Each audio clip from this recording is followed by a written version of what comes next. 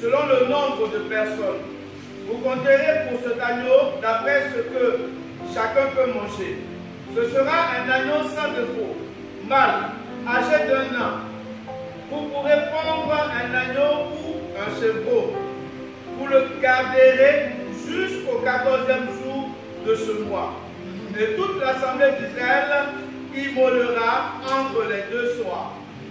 On prendra de son sang et on la mettra sur les 2 poteaux et sur le linteau de la porte des maisons où on le mangera.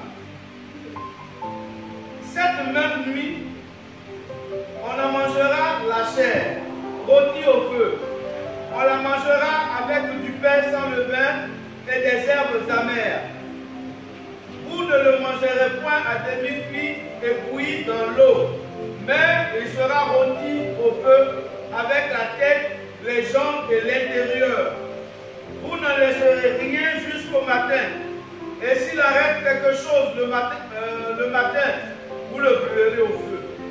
Quand vous le mangerez, vous aurez vos reins sains, vos souliers aux pieds et votre bâton à la main.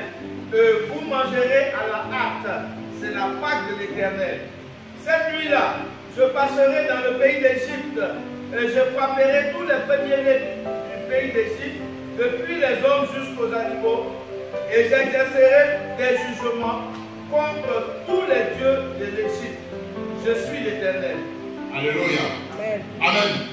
Dans ce texte, il y a 2 choses qui sont sorties. La Bible dit ici que je vais délivrer mon peuple et après il dit je vais exercer quoi? Un jugement. Amen. 1 Corinthiens 5, verset 5 à 5. Donc la Pâque a pour objectif d'amener la délivrance, mais aussi d'exercer le jugement. Alléluia.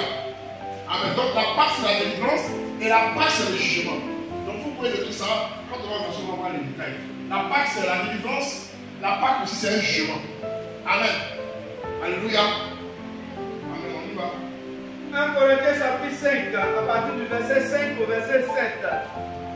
Qu'un tel homme soit livré à Satan pour la destruction de la chair, afin que l'esprit soit sauvé au jour du Seigneur Jésus. C'est bien à tort que vous vous glorifiez. Ne savez-vous pas qu'un peu de levain fait lever toute la pâte? Faites disparaître le vieux levain, afin que vous soyez une pâte nouvelle, puisque vous êtes sans levain, car Christ, notre Pâque, a été immolé. Car Christ, notre Pâque, a été immolé. Alléluia. Quand on va dans le premier passage, la Bible parle du peuple d'Israël qui était en exil, ou du moins qui était en Égypte. Et la Bible dit que pendant 200 ans, avant cela, vous savez que ce peuple-là était été poussé par la famille et est arrivé en Égypte. Et pendant qu'ils sont arrivés en Égypte, il y avait un de leurs frères qui avait une certaine autorité, une certaine dimension dans le royaume en Égypte. Alléluia, il était le premier ministre qui est connaissant l'histoire de Jésus. En fait, je ne vais pas aller jusqu'à la Genèse parce que c'est un peu long, mais je vais prendre la partie là. Donc Joseph, étant premier ministre en Égypte, son peuple a trouvé un refuge là-bas parce qu'il y avait la famine qui battait son père. Et Joseph ayant été averti par le Saint-Esprit dans un songe qu'il a révélé au Pharaon, la Bible dit qu'il a été élevé pour cela. Amen. Il a été élevé pour cela parce qu'il devait conduire, parce qu'il aurait une famille pendant 7 ans. Et pendant les 7 ans-là, Joseph ayant eu la vision de la chose, le Pharaon l'a mis là pour qu'il puisse conduire ces 7 années de famille. Et la Bible dit que pendant ces 7 années-là, l'Égypte n'a pas manqué à manger. Alléluia. Mais les gens ont entendu en Israël qu'en Égypte, il y avait à manger. Alléluia. Donc ils sont allés là-bas et ayant trouvé refuge là-bas, ils ont trouvé leurs frères qui avaient été vendus autrefois. Amen. C'est ainsi que ce peuple s'est installé avec la conduite du patriarche Jacob. Amen. Et c'était ainsi qu'ils sont installés là-bas. Et la Bible dit là-bas en Égypte, ils ont prospéré. Amen. Ils étaient forts, ils ont prospéré. Et à cause de cela, les Égyptiens ont eu peur. Parce qu'il faut savoir qu'entre Joseph, entre la délivrance du peuple d'Israël, à l'arrivée et à la mort de Joseph et du Pharaon, il s'est passé des années. Il s'est passé des années. Amen. Donc, le peuple qui est arrivé là, enfin, les autres peuples n'ont pas connu la liesse qu'il y a eu entre Joseph et le Pharaon. Alléluia. Donc, ils ont mis tout ça de côté et ils les ont soumis parce qu'ils devaient être très forts. Ils les ont soumis à un esclavage forcé. Et ces gens-là étaient pour eux des outils de travail. Ils allaient maintenant faire, c'est eux qui bâtissaient les temples, c'est eux qui faisaient les voilà. Et donc pendant 400 ans, donc 4 générations. Alléluia. Donc pendant 400 ans, Dieu n'a pas payé à ce peuple. Alors que c'est le peuple de Dieu. Pendant 400 ans, Dieu a disparu devant eux. Dieu a été absent devant eux. Et donc imaginez-vous, pendant 400 ans, les gens sont soumis à l'esclavage. Alléluia. Amen. Et à un moment, la Bible dit que le peuple criait tellement. Vous savez, Dieu, c'est un Dieu qui, la Bible dit qu'il punit l'iniquité jusqu'à combien? Jusqu'à la 4e génération. Jusqu'à la 4e génération. Alléluia. Donc je pense que le temps de la commission du jugement de Dieu, il dit maintenant dans les autres 3, il dit, j'ai entendu quoi? On va lire les autres 3, verset 7. Il a déjà entendu, je prends juste la partie là pour qu'on puisse comprendre pourquoi la Pâque est instituée. Il dit ici, j'ai entendu, Exode 3, verset 7. Il dit ici, l'Éternel dit, j'ai vu la souffrance de mon peuple qui est en Égypte, et j'ai entendu les cris que lui font pousser cette procès, car je connais cette douleur. La Bible dit qu'il connaît cette douleur. Si tu ne connais pas quelqu'un, tu ne peux pas connaître cette douleur. Dieu connaît son peuple, donc il a entendu cette douleur. Alléluia. Je suis descendu pour le délivrer de la main des Égyptiens et pour le faire monter de ce pays dans un bon et vaste pays, dans un pays où coule le lait et le miel, dans les lieux qu'habitent les Cananéens, les Étiens, les Amoriens, les Phérésiens, les Éviens et les Jébusiens. Alléluia. Amen. Alors donc Dieu dit qu'il a entendu le cri de son peuple. Parce que Dieu quand même connaît son peuple. Et Dieu a établi une alliance avec ce peuple-là. Amen. À travers le patriarche Abraham, n'est-ce pas? Et donc le peuple David dit qu'il connaît ce peuple-là. Donc il a entendu ce cri du peuple. Et qu'est-ce que Dieu a fait? Dieu dit qu'il est descendu pour le délivrer. Alléluia. Et il a suscité quelqu'un qui, pour moi, est un prophète. Il s'appelle Moïse. Alléluia. Amen. Et Moïse, vous connaissez l'histoire de Moïse, je ne vais pas revenir dessus. Et Dieu a laissé des instructions à Moïse. Parce que le jour où le peuple est sorti, il devait se passer quelque chose. Alléluia. Amen. Il devait se passer quelque chose là, parce que la Bible dit que la première année, c'est à cette année-là, était considérée comme la première année. Vous savez, en Israël, quand on parle de la première année, le janvier commence maintenant. Hein? C'est à partir de mars. On appelle ça le mois de décembre. N'est-ce pas? Voilà. Donc, c'est là que janvier commence le jour de la Pâque. Alléluia. Donc, à ce jour-là, Dieu dit qu'il devait exercer quelque chose. Qu'est-ce qu'il devait faire? Il devait délivrer ce peuple-là qui était sur la domination de Pharaon et de son peuple. Amen. Et qu'est-ce qui s'est passé? La Bible dit que ce jour-là, Dieu devait exercer non seulement le jugement, mais il prenait la délivrance du peuple d'Israël. Et pour cela, il fallait qu'il soit immolé un agneau. La Bible d'abord dit un agneau, c'est quoi? Un agneau, c'est quoi? C'est le quoi? Un agneau, c'est quoi? C'est le petit nu. Et si c'est pas un agneau, c'est quoi? Un chevreau. Alléluia. Il n'a pas dit le chevreau, c'est le petit de la chèvre. Amen. Amen. Il n'a pas dit une chèvre ni un mouton. Mais il a dit un chevreau. Alléluia. Et quand tu vas vous dit un mâle, il n'a pas dit une femelle. Alléluia. Regardez ce que Dieu fait. Ici, on va faire le parallèle entre la Pâque juive et la Pâque chrétienne. Vous savez, la Pâque juive jusqu'aujourd'hui est célébrée. La Pâque juive qui consiste à immoler l'animal. À immoler l'animal jusqu'aujourd'hui, les juifs le font. Mais nous sommes passés de la Pâque juive à la Pâque chrétienne. La Pâque chrétienne qui signifie la Pâque de Christ. Alléluia. C'est pas un Corinthien, il dit Christ, notre Pâque. Alléluia.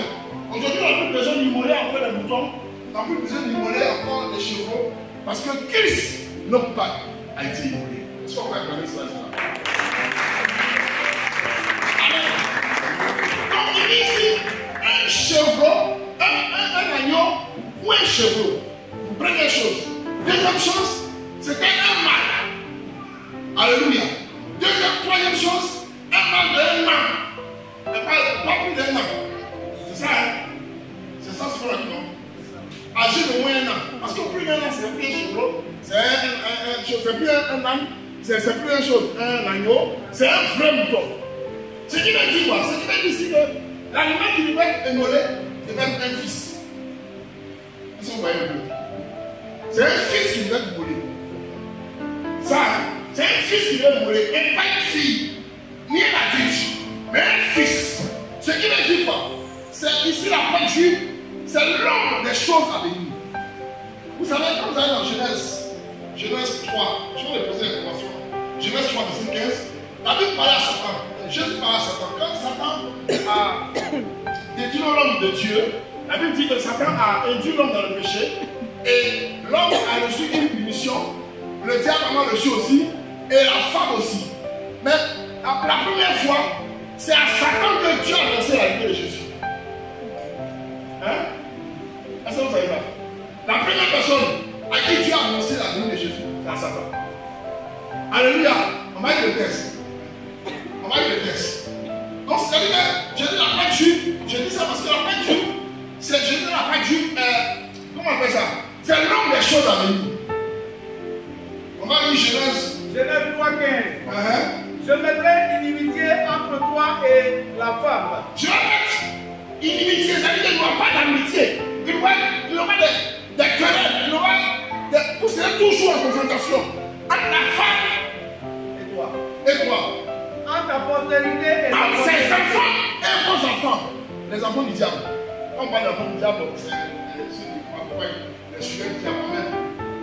Amen. Ensuite, celles-ci t'écraseront la tête et tu lui blesseras le talon. Alléluia. Il dit, en son temps, je vais susciter un fils. Il y a une femme qui va enfanter. Et ce fils-là va faire quoi? Il va marcher, casser ta tête. Va écraser la tête. Jésus va écraser la tête de Satan. Et Satan va le blesser. Alléluia. Alléluia. Amen. Donc Dieu déjà dans le jardin avait prévu cela. Parce que vous savez, toute l'histoire de l'homme est partie du jardin. C'est parce que l'homme a péché dans le jardin que l'homme a été éloigné de Dieu. Et donc pour cela, Dieu lui a préparé un plan de l'achat. Donc depuis le jardin déjà, Dieu avait déjà commencé à concevoir ce plan-là. Alléluia. Après ça, il y a eu aussi le paragraphe de Abraham. Amen. Dieu a demandé à Abraham de sacrifier ses enfants. Et Abraham savait comment Abraham est parti à l'enfant. Et au moment où Abraham lui a sacrifié l'enfant, Dieu a arrêté sa main. Il a dit non, tu n'as pas besoin de faire ça. Maintenant je crois que tu es un homme fidèle. Alléluia. Et à cause de ça, moi j'ai suscité un vrai fils. Il faut le sache. Et j'ai établi l'alliance aujourd'hui entre toi et moi. Prends un agneau qui est attaché là-bas à la part de ton fils. Alléluia. Donc un agneau doit mourir à la place de quelqu'un. Donc pour que le péché de quelqu'un soit pardonné, il faut que quelqu'un meure à notre place. Alléluia. Amen. Donc à partir de Genèse déjà, Dieu avait prévu un plan pour le rachat de l'humanité. Alléluia. C'est pourquoi quand vous voyez dans le livre de Genèse, Jean 1 verset 29, la Bible dit quoi? Quand Jean-Baptiste a vu Jésus venir, il a dit quoi? Il a dit quoi? Voici l'agneau qui ôte le péché du monde. Alléluia. Il n'a pas dit l'agneau qui ôte le péché d'Israël. Parce que la Pâque juive, c'était la Pâque des Israéliens. Mais la vraie Pâque, qui sauve Pâque? C'est la Pâque qui sauve l'humanité. Voici l'agneau. Voici l'agneau qui sauve l'humanité. Alléluia. Alléluia. Amen. Donc nous considérons la Pâque juive, la Pâque chrétienne, comme la vraie Pâque. Est-ce qu'on me suit? Alléluia. Amen. Est-ce qu'on peut acclamer le Seigneur?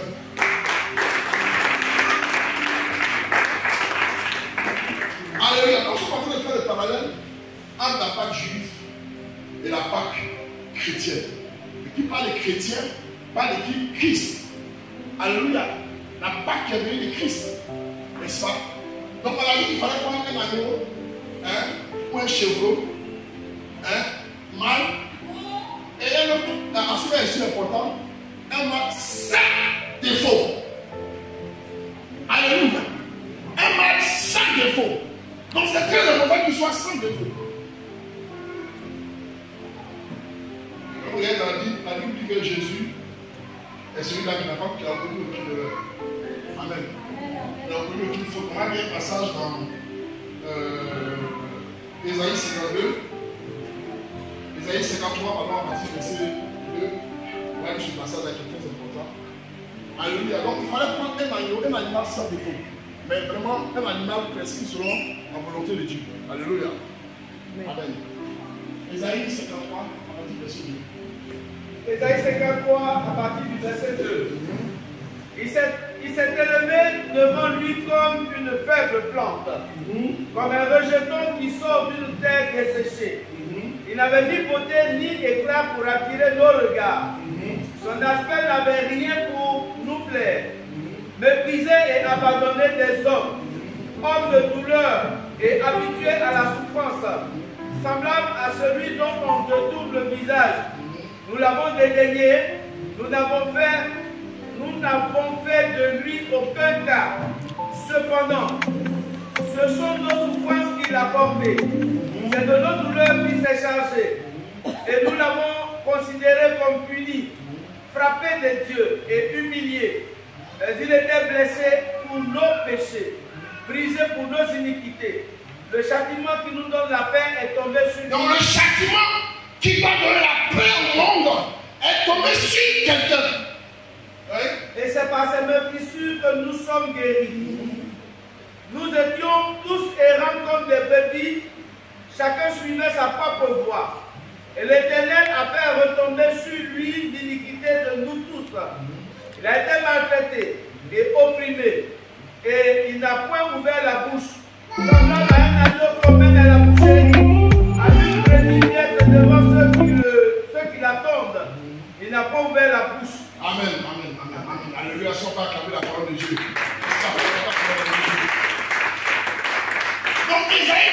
Esaïe, le prophète déjà, avait décrit l'histoire du salut de l'humanité. Alléluia, pareil non. La Bible dit qu'il n'a commis aucun péché. Mais cependant, il portait le péché de chacun d'entre nous. Alléluia. Quand vous allez voir dans la Bible de Galates, la Bible dit quoi? La Bible dit que, je vais lire ce passage-là, Christ nous a racheté de la malédiction de la loi, étant devenu lui-même malédiction pour nous, car il est écrit, maudit quiconque est pendu au bois. Est-ce qu'on peut acclamer ça? Alléluia. Donc, il a porté nos péchés. C'est pourquoi la Bible dit que quand le Seigneur est mort, à un certain moment, jusqu'à 3 heures de temps de la journée, il fut noir sur la terre. Il fut noir sur la terre. Parce que Dieu s'étant éloigné, les ténèbres ont pris place sur la terre. Alléluia. À cause du péché de Christ. En fait, c'est le péché de l'humanité qui porte. Imagine-toi ton péché, mon péché, revient à un seul lieu. Alléluia. Amen. Donc il avait porté ce péché-là.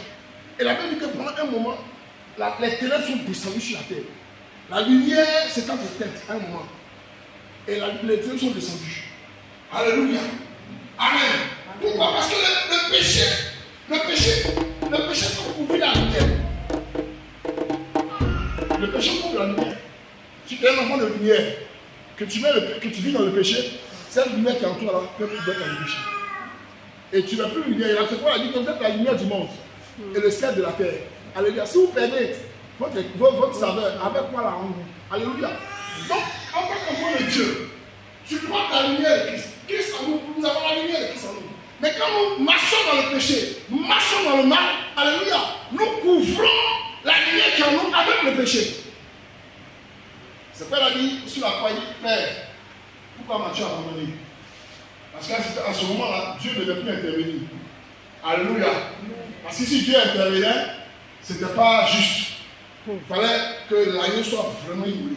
Il faut que le Dieu s'éloigne et que, vous savez, Jésus est 100% homme, n'est-ce pas? Et 100% Dieu. Alléluia. Sa partie 100% homme là devait être vraiment justifiée. C'est un homme, c'est l'Esprit de Dieu qui a porté la vie d'un homme et qui est descendu au milieu de nous. Mais cet homme-là, physique-là, devait être sacrifié. Et parce qu'il devait sacrifier, il ne peut pas sacrifier avec l'Esprit de Dieu. Sinon, c'est Dieu qui va sacrifier. Ça, vous voyez un peu l'image. On vous a dit Jésus est 100% Dieu et 100% homme. Donc, et puis, le péché ne peut pas habiter aussi dans ce 100% Dieu-là. Alléluia. Parce que le Dieu ne marche pas avec le péché. Donc, dès l'instant où Jésus a porté le péché du monde, l'Esprit de Dieu, qui est descendu dans le ventre de Marie, et qui a fait de Marie une femme qui portait Dieu, cet esprit-là qui faisait de cet enfant-là Dieu, cet esprit est allé là où il devait être. Est-ce que vous suivez? Parce qu'il ne va pas participer au péché. C'est un homme qui a péché. C'est un homme qui va. Est-ce que vous suivez? Je suis un peu allé loin dans les trucs pour vous. C'est un homme, il porte deux personnes en lui. Il porte la personne de Dieu en lui. Et puis il porte la personne de l'homme en lui. Ce n'est pas Dieu qui a péché, mais c'est l'homme qui a péché. Donc à ce moment-là, ce n'est pas Dieu qui devait payer, mais c'est qui devait payer? C'est l'homme qui devait payer. Donc à cet instant, le Dieu qui faisait la lumière du monde, là, devait s'éloigner et aller là où il devait être. Et puis laisser l'homme gérer son problème. La Bible dit que sans effusion de sang, aucun péché ne peut être pardonné. Alléluia. Donc à cette heure-là, la Bible dit que les ténèbres ont envahi la terre parce que Dieu est parti à son esprit. Il a laissé la chose se faire. L'homme va mourir. Alléluia. Et la Bible dit que quand l'homme est mort, l'homme est allé au séjour de mort. Alléluia. L'Esprit de Dieu est allé au séjour de mort. Parce que là-bas, il va se passer une chose. Il va y avoir quelque chose. La Bible dit qu'il va y avoir une résurrection. C'est pourquoi si vous regardez les hommes de l'Écriture, quand Jésus est mort, la Bible dit qu'il y a des saints qui sont sortis des tombeaux. Les gens sont allés en ville et puis les gens ont vu. Les gens sont morts détruits. Alléluia. Pourquoi? Parce que Christ est celui qui est la prémisse des rachetés, des sauvés. Alléluia. Nous sommes morts. Nous, si nous mourons, nous serons ressuscités par Christ. Donc Christ a montré le chemin. Qu'est-ce qu'il a fait? La Bible qu'il est rentré dans le tombeau, il a exercé le jugement et il est sorti. Avant qu'il sorte, il y a plein de morts qui étaient là-bas. Quand il est là-bas, il a alléluia, son pas calme. Quand il est parti dans le séjour de mort, la Bible dit qu'il allait revenir dans le séjour de mort. De sorte que tous ceux qui étaient morts, alléluia, sont revenus à la vie. La Bible parle des saints, ceux qui étaient saints sont revenus à la vie. Et la Bible dit que de façon réelle, ces saints sont sortis dans la vie. Les gens ont dit comme ça, imagine toi, tu es là, et puis ton grand avec un mot depuis 1950, tu le vois. Il vient dans la vie de Christ se promène. Alléluia. Alléluia. Parce que la gloire de Dieu est restée dans le temps. La gloire de Dieu ne peut pas retenir un cadavre. La gloire de Dieu ne peut pas retenir un cadavre. Parce que la gloire de Dieu, le tombeau ne peut pas retenir un cadavre tant que la gloire de Dieu y est. Pourquoi la Bible dit que Christ est la vie. Et quand la vie rentre quelque part, la mort s'éloigne. Donc il est rentré. Et quand il est rentré, la mort s'est éloignée. Et les morts étaient libérés. Les morts étaient libérés du mal. Les morts étaient libérés de la mort. Alléluia. Amen. Est-ce qu'on va acclamer ce mariage? Amen. Donc on continue. Donc le sang de cet agneau là, qui va être immolé entre les deux soirs. Entre les deux soirs. Amen. Entre les deux soirs, ça dit c'est l'après-midi. Amen. Et la Bible dit que cet agneau là, quand il sera immolé, il fallait qu'on prenne le sang de l'animal, le sang du sacrifice là, pour le mettre sur quoi? Les linteaux. Sur quoi? Les linteaux. Ça va, les linteaux c'est ça. Je vais vous montrer un peu. Quand on lit souvent, on va pas faire de partie. Les linteaux c'est ça, c'est ce qui soutient cette partie là de la porte. Amen. Vous voyez, est-ce qu'on le voit? On le voit ici. C'est la partie supérieure horizontale de la porte. Alléluia. Et puis maintenant on dit quoi? Il a mis aussi sur quoi? Sur le poteau. Le poteau, c'est la partie inférieure verticale de la porte. Ce qui fait quoi? Ce qui fait comme ça. Et puis comme quoi? Comme ça. Alléluia. Donc c'est la croix qui devait manifester cela. La croix qui est le moyen de salut. Amen. Comme je disais, on ne peut pas être sauvé si la croix n'a pas exercé son jugement. Il faut que nous passions par la croix. Alléluia. Parce que Christ est mort sur la croix et il a pris de malédiction. De la mort, nous sommes passés en vie. C'est pas, on parle de la délivrance à la gloire. Si tu crois que Christ est mort et ressuscité, tu crois aussi que tu seras mort et ressuscité. Parce que par Christ, nous sommes morts et par le baptême de Christ, nous sommes ressuscités avec lui. Alléluia. Mais amen. Ce n'est pas le symbole du baptême. Le baptême, ce n'est pas un baptême par aspersion. Mais le baptême par immersion a un symbole très profond. Je disais ce que c'est ici, mais je le prends. Le baptême par immersion nous amène à faire un geste de l'homme debout et l'homme couché. Alléluia. L'homme représente pour nous la tombe, sur le tombeau. Donc nous mourons avec Christ, mais nous ne restons pas là-bas. Et je voudrais dire que l'homme était à deux symboles. Premier symbole, le symbole de la vie. C'est l'eau, l'eau est la vie. Et le deuxième symbole, l'eau aussi était moyen de quoi? Je ne sais pas si vous suivez. L'eau fait quoi? Quand il fout, on fait quoi? On prend l'eau. En dehors de boire l'eau, vous buvez l'eau, ça vous donne la vie. Vous faites quoi l'eau? Quand on lave, on devient quoi? On s'en devient propre, donc on devient plus. Alléluia. Donc, le fait de plonger l'homme dans l'eau avec deux symboles. Un, l'homme devait mourir dans l'eau. Alléluia. Symbole de la vie. Parce que quand tu tombes dans l'eau, tu ressors avec la vie. Mais tu ressors comment? Purifié. C'est pourquoi, quand on regarde les autres baptêmes, on dit que c'est pas un baptême, c'est une immersion. C'est-à-dire qu'on est enterré avec Christ. Donc la vieille nature, la vieille personne qui est avec toi meurt avec Christ. Et tu nais avec la nouvelle nature de Christ. Purifié, sanctifié, avec la vie en toi. L'eau est la vie, l'eau est la vie en toi. Alléluia. Amen. Donc, nous devons mourir notre vieille personne avec Christ. Parce que Christ est mort sur la croix. Pour que nous nous identifions à cette mort-là. Vous dites que nous sommes morts dans notre ancienne nature et nous avons une nouvelle nature. Alléluia. Donc, la Pâque a pour symbole de dire que Christ est mort. Alléluia. Christ est mort pour le salut de l'humanité. Amen. Quand nous nous identifions, nous qui sommes nés. C'est quoi la Bible dit? Jésus parlait à à Nicodème, il dit, s'il ne meurt d'eau, il dit, voici qu'il ne meurt d'eau et d'esprit, tu ne peux pas voir le royaume des cieux. Alléluia. Donc l'homme régénéré, c'est l'homme qui a fait pour le royaume des cieux. Alléluia. Amen. Donc on revient ici à notre texte.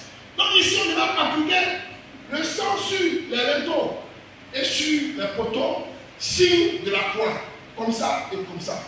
Vous dites quoi?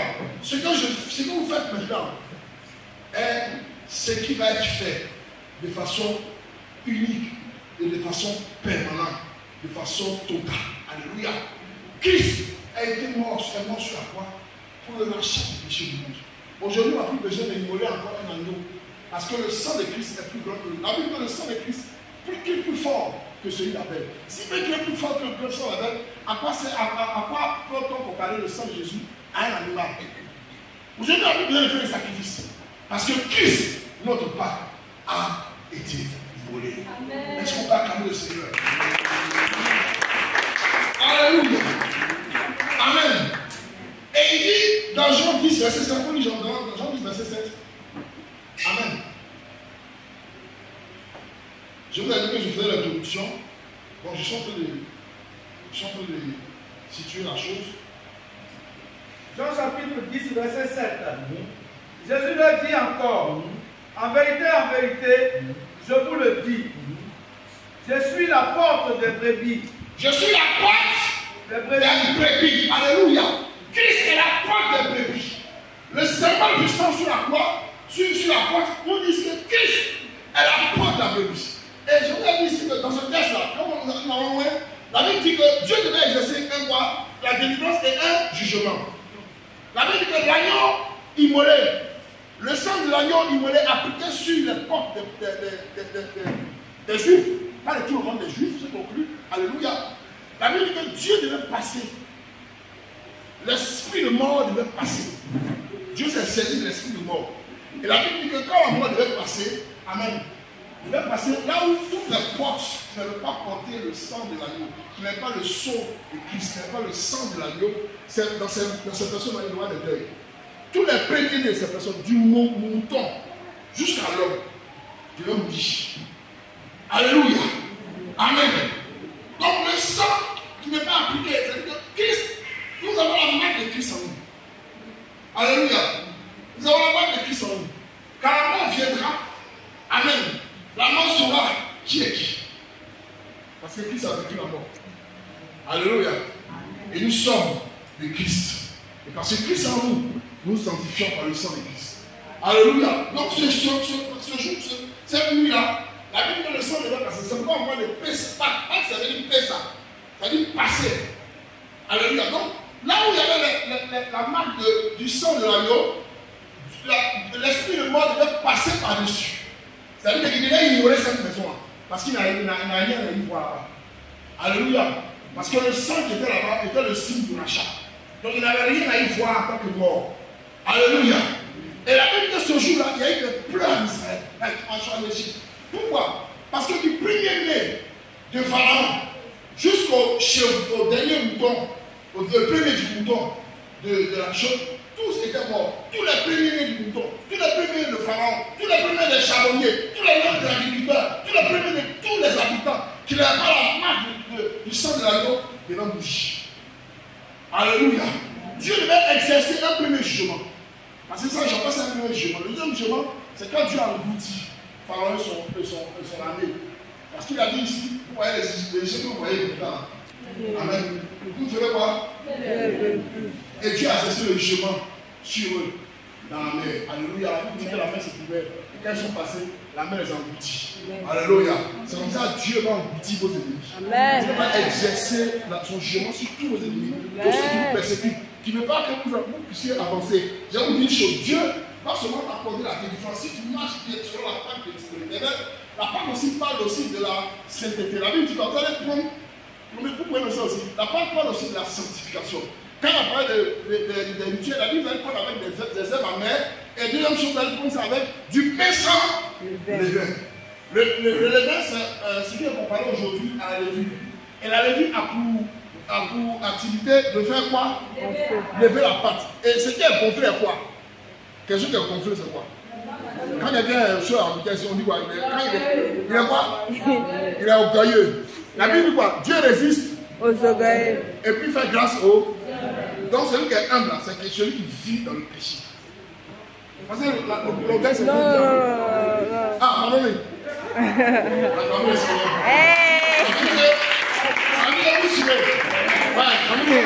Alléluia. Donc on dit quoi?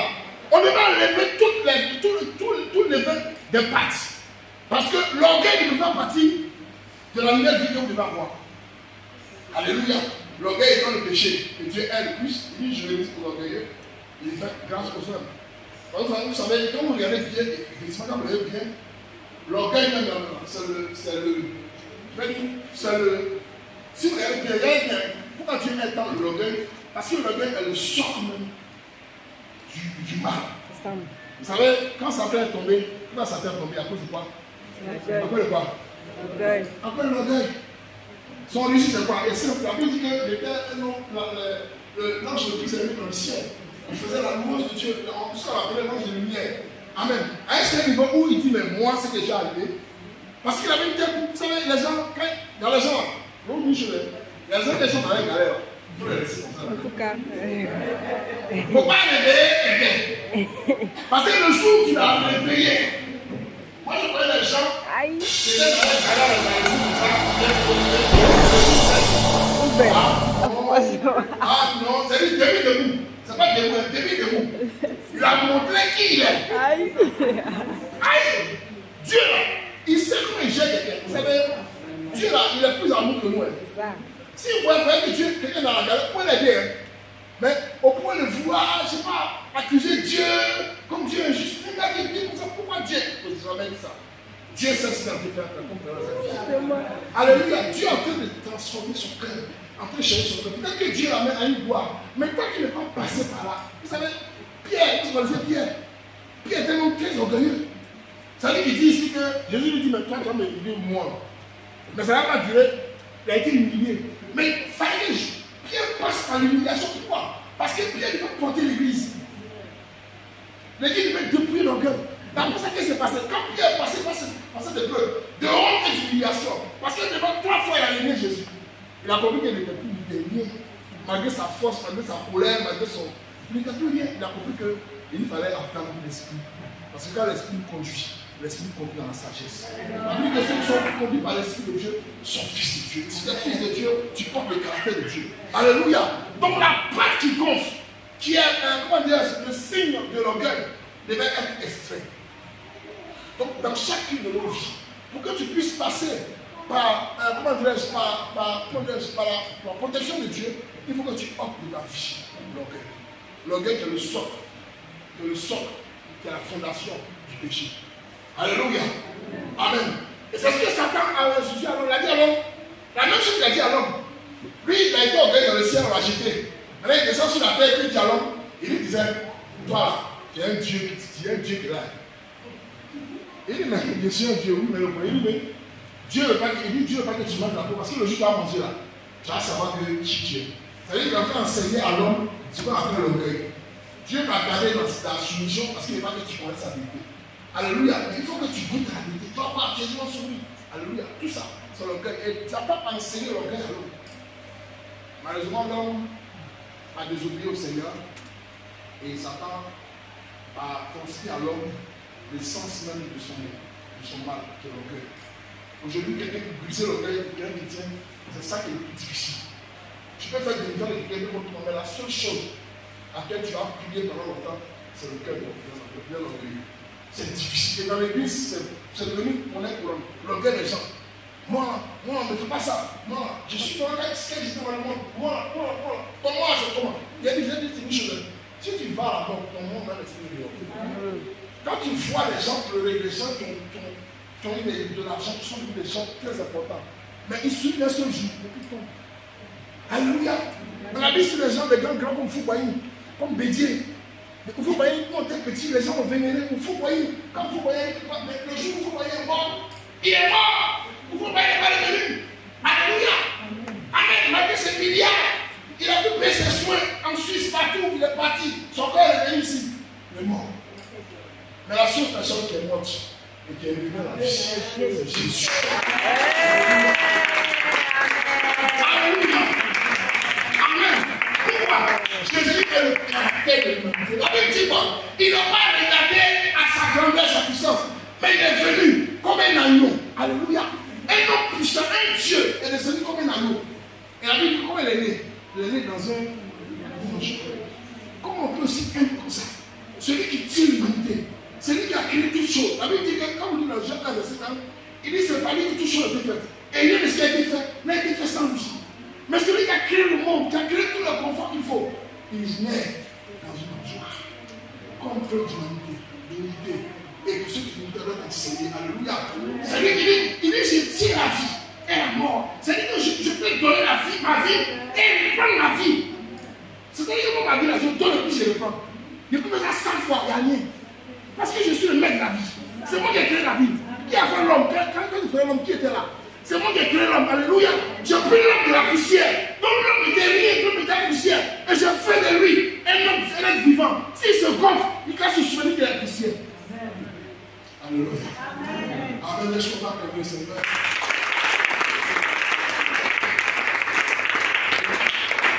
Quand je vous disais, c'est juste une introduction, on va pas rentrer dans beaucoup de choses.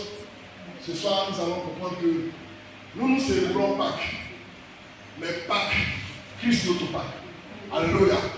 Nous célébrons Christ notre Pâques parce que Christ a été immolé. Alléluia, pour que vous et moi, nous soyons sauvés. Et si nous regardons Pâques, quand nous commémorons Pâques, nous nous souvenons de sa mort et de sa résurrection. Sa mort, pas pour être triste, mais la résurrection qui nous dit que Christ est la vie. Alléluia. La Bible dit que le chemin, la vérité et la vie. Nous ne viens au Père que par lui. Et ce soir, nous voulons remercier le Seigneur parce qu'il a donné sa vie sur la croix. Alléluia. Et à cause de lui, on n'a plus besoin d'aller tuer un animal pour nos péchés. Mais lui seul incarne nos péchés. Lui seul a pris nos péchés et il les a déposés à la croix. Alléluia. Et ce matin, ce soir, si nous sommes là, si nous sommes assis et nous nous appelons chrétiens, c'est parce qu'il a payé pour la croix. Alléluia. Moi, c'est très bon matin, monsieur le Seigneur. Le Seigneur, pour cette introduction, je disais tantôt que ce soir, j'ai fait l'introduction et mes collègues qui viendront pour certainement que Christ est mort pour nous. Ce soir, nous avons entendu cette parole. Je vous rappelle que nous ne sommes pas des délaissés, nous ne sommes pas orphelins, mais nous sommes héritiers et co-héritiers avec Christ. Car Christ a aimé que nous soyons appelés enfants de Dieu. Christ est notre frère. Christ est notre Père. Christ est celui qui rachète nos fautes. Ce soir, ce matin, nous voulons te dire, ce soir, nous voulons te dire merci. Parce que nous croyons que ce que tu as accompli sur la croix, l'éternel de Dieu, est une puissance pour nous. La croix est une puissance pour quiconque croit. Nous croyons que par la foi, et Seigneur, nous saisissons l'éternel de Dieu, cette parole. Et nous croyons que Christ est mort pour que nous soyons sauvés. Ce soir, nous sommes dans la joie d'entendre cette parole. Et encore aujourd'hui, nous avons l'assurance de notre salut à cause du sacrifice du Christ. Et Christ a payé sur la croix.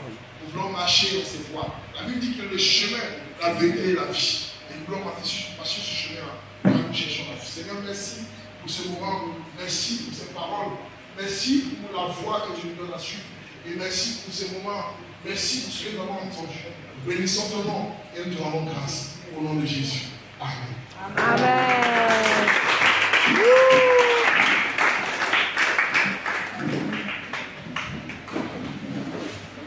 Alléluia.